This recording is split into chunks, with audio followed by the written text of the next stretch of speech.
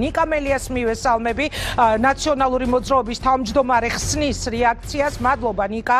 მე ვიცი როგორი დაღლილი ხართ, მე ვიცი რამდენი ინტერვიუ მიეცით მარტო გუშინ და დღეს, თუმცა მინდა რომ რამოდენიმე კითხვა მეც დაგისვათ.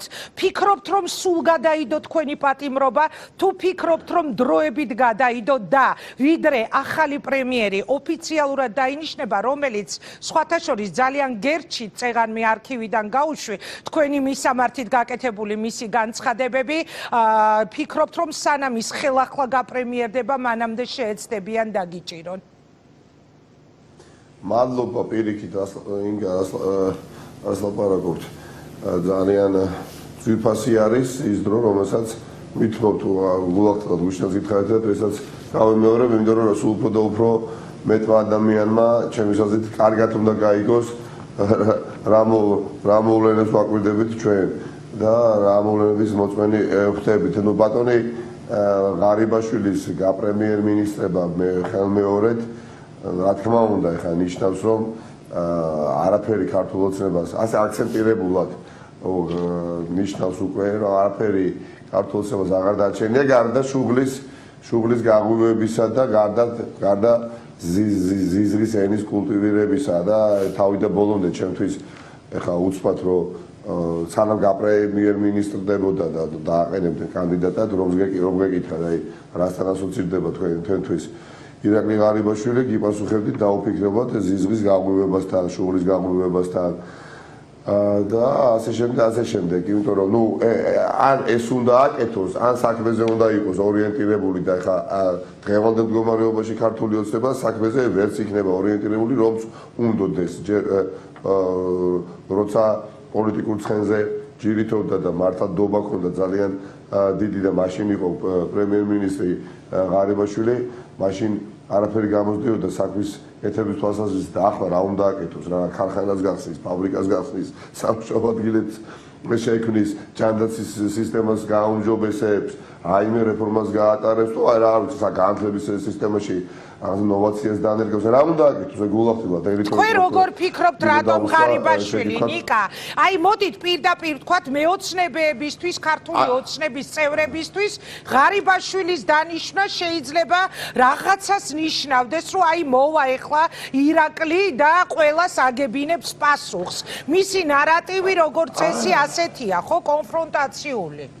ელოდებით რომ სწორედაც დაჭერის გამო გადაწყდა მისი გაპრემიერება. არა, უბრალოდ რაღაცა ჯერეთიც ხო, ანუ ას დავასრულებ თუ შეიძლება.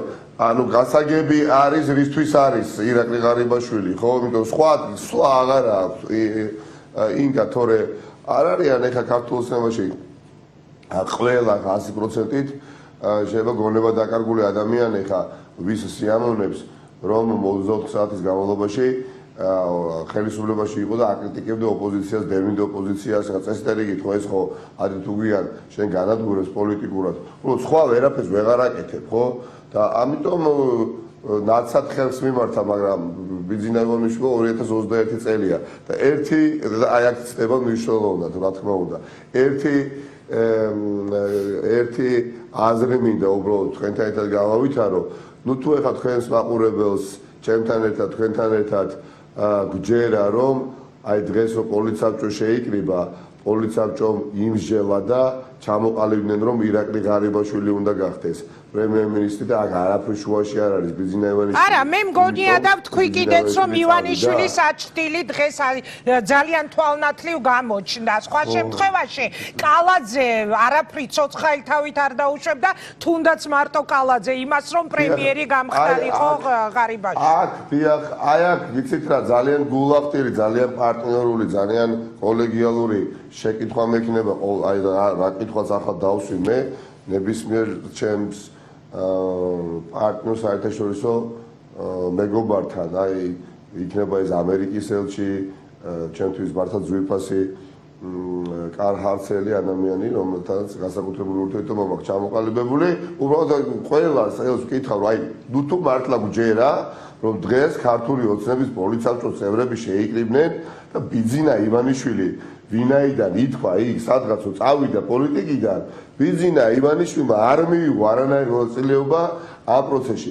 აი აქ უნდა ვიყოთ გულწრფელები, დაწყებული, ჩემით, გაგრძელებული, არ ვიცი, მამა ჩემი, კიდევ კოლეგა ოპოზიციონერი ლიდერი, დასრულებული ამერიკის შეერთებული შტატების ელჩი საქართველოში.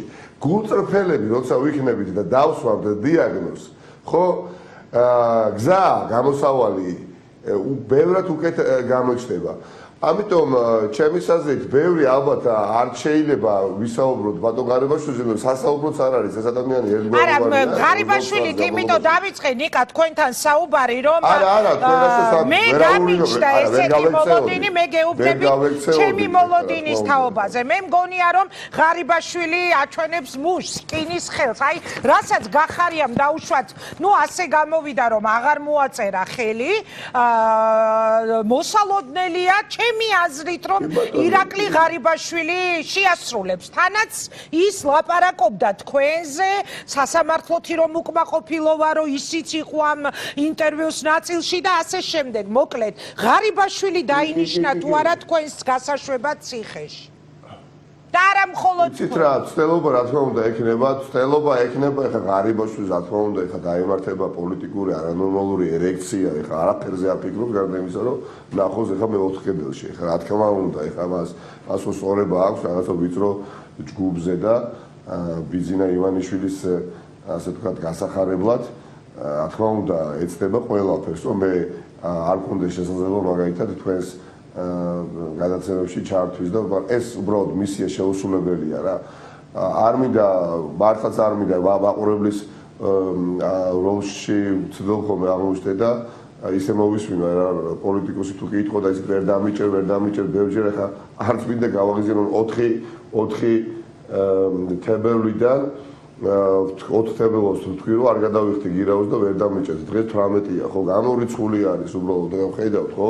არ ვიცი ხა წავიდა მე მივშორდა ციხეში გახარია წავიდა რაც სხვათა შორის ეხა დასაფასებელია და უნდა ითქვას მიუხედავად ჩემი დამოკიდებულებისა ბატონი გახარიას სადმე ადამიანმა რომელმაც ეხა პირდაპირ თუ ირიბი როლი შეასრულა ეხა ნამდვილად 20 ივნისის სისხლის ზღვრაში და უბრალოდ იყო საღი გონიერება და არ მიიღო მონაწილეობა მეორე 20 ივნისში დღეს თორე აქ ეხა მე ხო ხედავდი ჩემს სამუშაო ოთახიდან დილის რომელი საათი იყო დაახლოებით 11 წუთები იყო სასწრაფო დახმარების მანქანების მობილიზება კი, ქონდა ეს კადრები გუშინ საღამოდანვე ჩვენ ამ კადრებს ვატრიალებდით და ხო, ფაქტია, რომ სანამ სასამართლო გადაწყვეტილება იქნებოდა ნიკა, მათ უკვე ეს მოძრაობები დაწყებული ქონდათ. ანუ მართლა ძალიან კომიკურია ეხლა იმის მტკიცება, რომ სასამართლოს დამოუკიდებელი გადაწყვეტილება იყო თვითონ გახარიას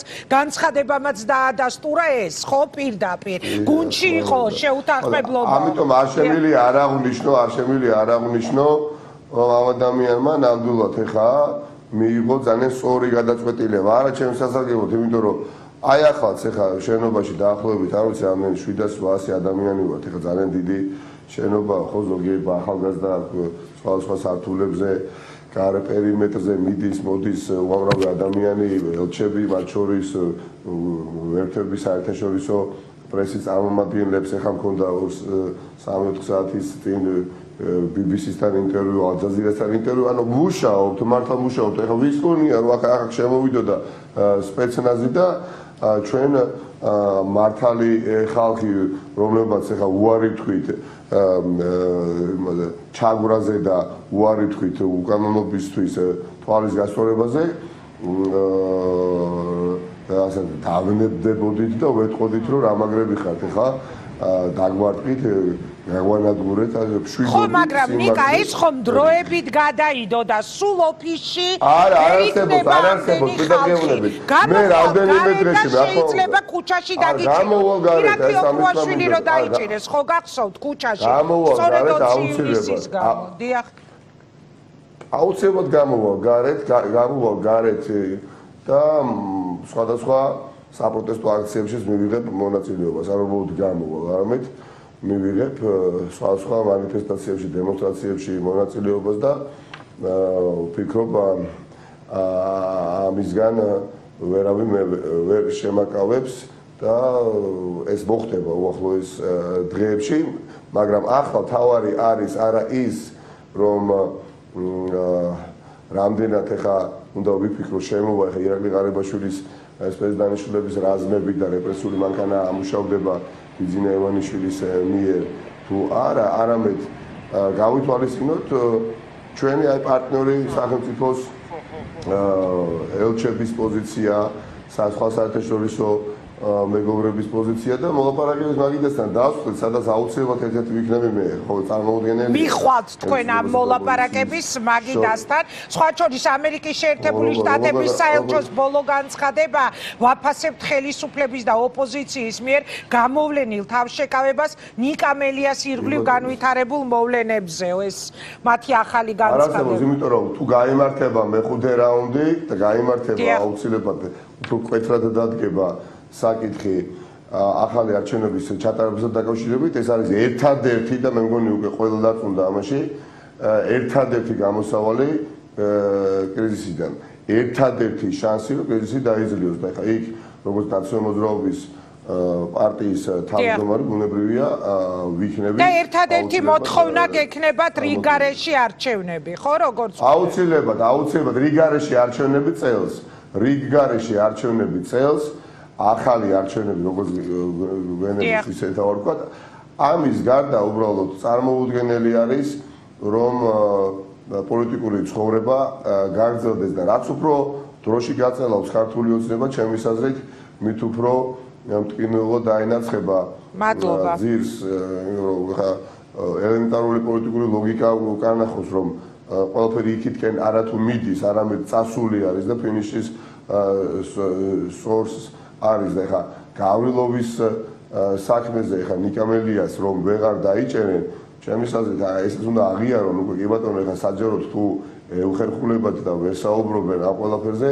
ერთმანეთში დასხდნენ დაილაპარაკონ მიიღონ გადაწყვეტილება და დაანებონ თავი და ჩანიშნონ ახალი არჩევნები თუ მოლაპარაკების გზით ეს არჩევნები არ ჩაინიშნება ბუნებრივია სწორად გამიგეთ არანაირი მუქარა არ იქნება ხელისუფლებას გაგზავნილი ჩემი მხრიდან, მაგრამ ნუ ძალიან მძლავრი საპროტესტო მანიფესტაციები გაიმართება უახლოეს პერიოდში გაზაფხულზე, სადაც ჩვენ ერთ-ერთი მოთხოვნა გვექნება სხვა ოპოზიციურ პარტიებთან ერთად, რომ ახალი არჩევნები ჩატარდეს და ხა აი რა ლოგიკით უნდა შეგვეწინააღმდეგონ, ანუ რა უნდა გვითხრან, რომ ახალი არჩევნები არ უნდა ჩატარდეს, იმიტომ რომ ხო, აი ვნახოთ რა, ეხლა რა შეცვლეს. სხვათა შორის გახარია რომ წავიდა, მე უკვე გამიჩნდა მოლოდინი რომ ხელახალ არჩევნებზე იქნებოდა საუბარი, იმიტომ რომ აი გამოსავალი ერთადერთი ეს იყო, მაგრამ აი ღარიბაშვილის შემთხვევაში არ ვიცი, რამდენად უახლოეს მომავალში შეიძლება ამაზე ლაპარაკი. ერთ-ერთი მთავარი მიზეზი, რატომაც ღარიბაშვილი ხო ბატონო კვირიკაშვილმა ჩაანაცვლა, ხო? დიახ. ივანის ხო? თავარი მიზეზი რატომაც ბატონი ღარიბაშვილი სასწრაფო წესით მოაშორა ივანიშვილმა მოუწია მას მოშორება ივანიშვილის თორე მაინდა-მაინც ახლა ზედათვარი როგორც ჩანს არ ამოდიოდა მაშინ ბატონ კვირიკაშვილზე ივანიშვილს იყო ის რომ წარმოუდგენლად ცუდი რეპუტაციით სარგებლობდა ბატონი ღარიბაშვილი საერთაშორისო პარტნიორებთან იმიტომ რომ იყო ძალიან ხისტი უხეში და იძულებული გახდა რომ ღარიბაშვილი გადამდგარი იყო. ამიტომ ეხლა ღარიბაშვილის კვლავ პოლიტიკურ ავანსენაზე აი ამ ამპლუით შემოყვანა ნიშნავს, რომ მხოლოდ უფრო მეტი და მეტი ხარდაჭერა იქნება ქართულ დემოკრატიულ ოპოზიციას. მადლობა ნიკა. საერთაშორისო პარტნიორებისგან. დიახ, დიდი მადლობა. მადლობა, მე ბევრ დროს აღარ წაგართმევთ, მე მესმის ემოციურად რა მძიმე გადასატანია, თუნდაც ის ორი დღე, რასაც ჩვენ უყურებდით პირდაპირ ეთერში, ვეჭობ კიდევ შევხვდებით ამ დღეებში, მე გისურვებთ რომ თავისუფალი იყოთ და პირდაპირ ეთერში თავისუფლებით გვესაუბროთ, ეს იყო ნიკა მელია.